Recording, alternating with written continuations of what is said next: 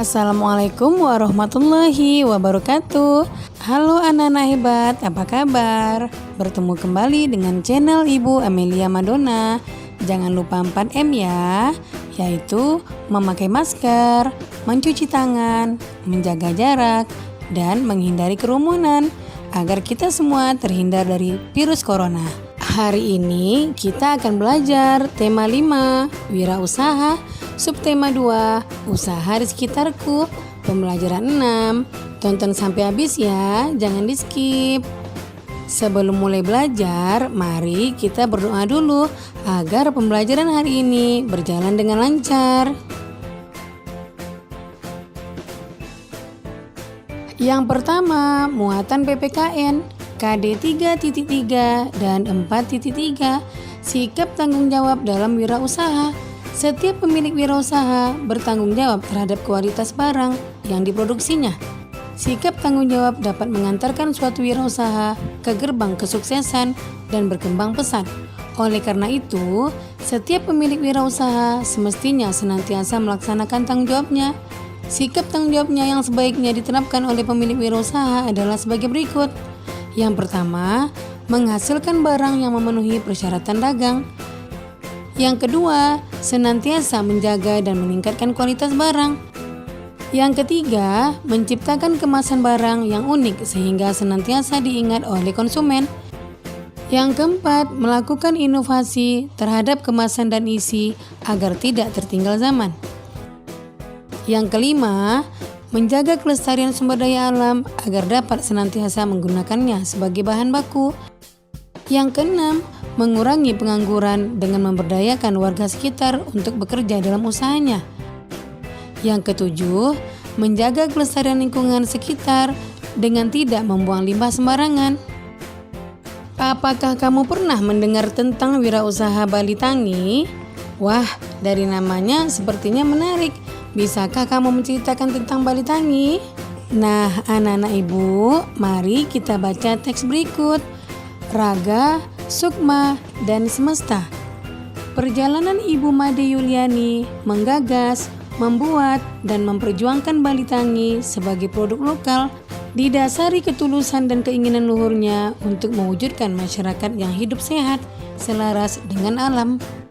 Dengan pengalamannya berpuluh tahun sebagai bidan, beliau menyadari bahwa pentingnya proses menyehatkan jiwa raga sekaligus merawat lingkungan. Sebagai putri Pulau Dewata, ia terbiasa hidup dalam keyakinan bahwa alam semesta amatlah kaya akan warisan untuk dikembangkan dan bukan dihabiskan demi manfaatnya bagi masyarakat luas. Bahan dasar seluruh produk Bali Tangi diambil dari tanaman lokal yang sebagian besar dibudidayakan di tanah Dewata oleh petani lokal. Proses penanaman, pengambilan bahan, panen, pengeringan, sampai dengan selesainya rangkaian pembuatan produk dilakukan dengan memerhatikan keterjagaan lingkungan. Untuk pembuatan wewangian dari tumbuhan kering yang lazim disebut potpourri, bahan dasar yang digunakan adalah daun, bunga, dan buah yang sudah rontok atau terlihat mati. Proses pengeringan juga dilakukan dengan cara konvensional tanpa menggunakan alat atau bahan kimia apapun. Tempat pengeringnya pun memanfaatkan lahan yang ada. Begitu pula dengan produk lain seperti bedak dingin, lulur, sabun, boreh, dibuat dengan cara yang sengaja disederhanakan agar memungkinkan bagi siapapun untuk menirunya, sekalipun hanya untuk pemakaian rumah tangga. Sungguh mengagumkan perjalanan sebuah industri yang saat ini sudah merambah ke tingkat internasional, namun masih tetap dapat mempertahankan idealisme luhurnya, bukan hanya kebugaran raga, tapi juga perawatan kesegaran Sukma. Bukan hanya rempah, minyak, dan khasiatnya, tapi juga hasil bumi yang ditanam dengan ketulusan hati, bukan pula hanya bertujuan untuk berpadu dengan alam, namun juga menyatu dengan semesta. Nah, anak-anak ibu, mari kita jawab pertanyaan berikut. Pertanyaan pertama, apa jenis wirausaha yang dijalankan oleh Ibu Made Yuliani?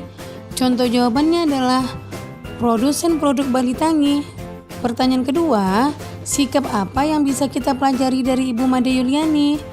Contoh jawabannya, mau melestarikan produk lokal, berusaha bermanfaat bagi masyarakat, dan bertanggung jawab terhadap keterjagaan lingkungan. Pertanyaan ketiga, apa manfaat dari usaha yang dijalankan oleh Ibu Made Yuliani? Menyehatkan masyarakat, memberdayakan petani lokal, dan kondisi lingkungan terjaga. Pertanyaan keempat, apakah kamu menemukan sikap tanggung jawab yang ditunjukkan oleh Ibu Made Yuliani dalam menjalankan usahanya? Contoh jawabannya adalah iya. Proses produksi wirausaha Ibu Made Yuliani dilakukan dengan memerhatikan keterjagaan lingkungan, mulai dari penanaman hingga menjadi produk. Hal ini menunjukkan bahwa Ibu Made Yuliani tidak hanya mementingkan usahanya, tetapi tetap bertanggung jawab terhadap lingkungan.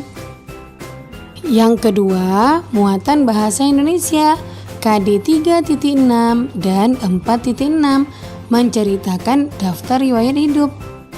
Riwayat hidup merupakan tulisan yang berisi informasi detail mengenai diri sendiri.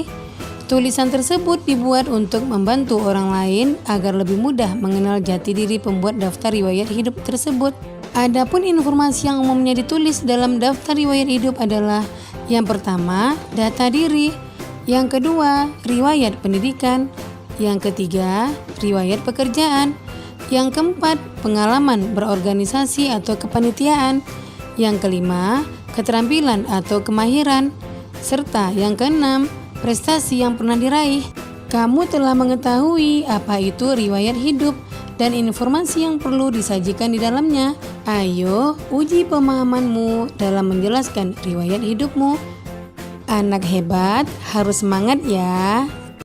Nah, demikian video pembelajaran Ibu kali ini. Semoga bermanfaat ya. Jangan lupa kamu jaga kesehatan, ikuti protokol kesehatan, tetap di rumah, dan semoga wabah COVID-19 cepat berakhir dan anak-anak Ibu bisa datang ke sekolah lagi, bertemu teman-teman dan guru yang dicintai.